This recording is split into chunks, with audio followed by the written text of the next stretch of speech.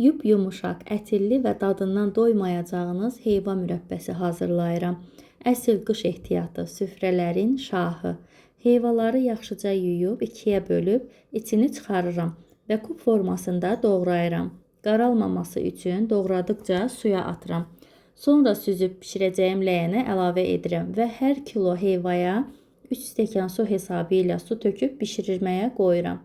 15-20 dəqiqə qaynadıqdan sonra şəkər tozunu əlavə edirəm. Məndə 2 kilo heyva vardı, ona görə 2 kilo şəkər tozu istifadə etdim. Təxminən 1 saat orta odda bişdi. Bişməsini yoxlamaq üçün suyundan bir damcı boşqaba töküb barmağınızla çəkin. Əgər gec birləşirsə, demək mürəbbə hazırdır. Soyuduqdan sonra steril bankalara əlavə edib qapağını bağlayıram. Hazırlayan hər kəsə nuş olsun.